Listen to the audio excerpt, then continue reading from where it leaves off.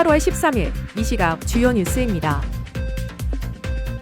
세계 최대 국부펀드인 노르웨이 국부펀드가 보유한 한국 주식 규모가 올해 상반기 2배 넘게 불어나면서 한국이 국가별 주식 투자 규모 4위로 올라섰습니다.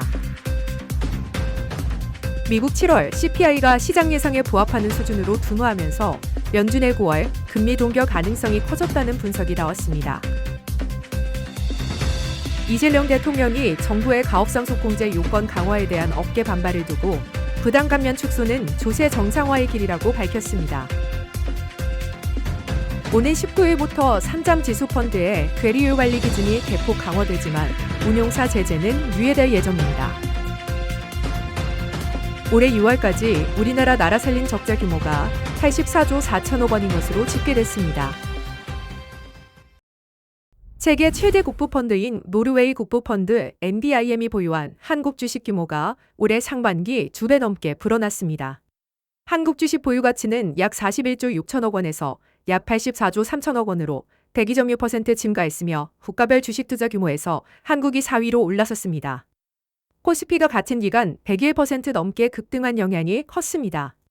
삼성전자와 SK하이닉스의 지분 가치는 각각 138%, 253% 증가했지만 NBIM은 두 종목의 지분율을 소폭 낮추며 차익 실현에 나섰습니다.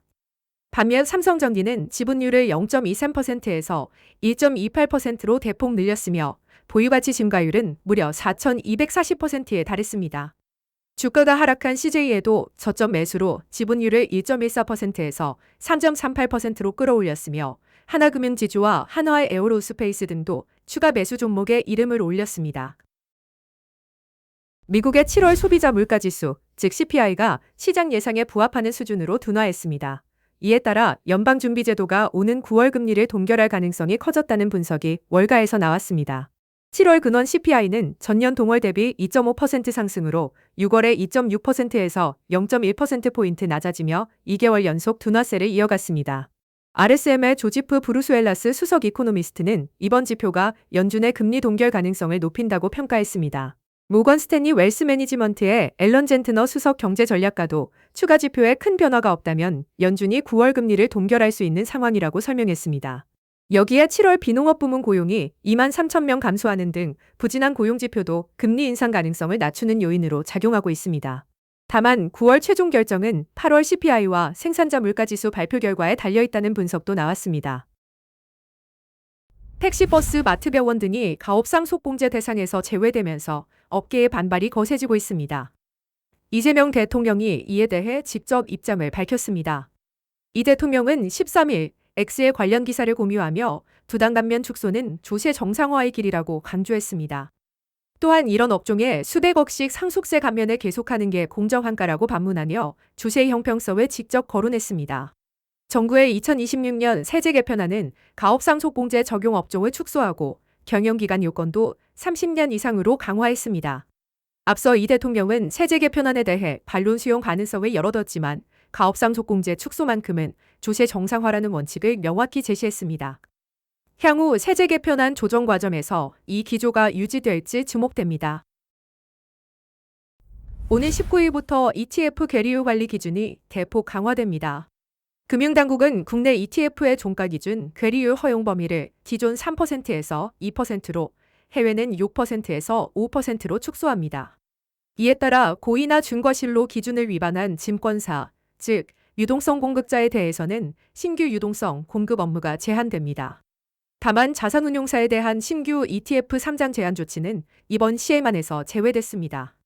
실제로 지난 7에서 8월 데이터를 새 기준에 적용해보니 단 하루인 지난달 31일에만 21개 종목이 제재 기준을 초과한 것으로 나타났습니다.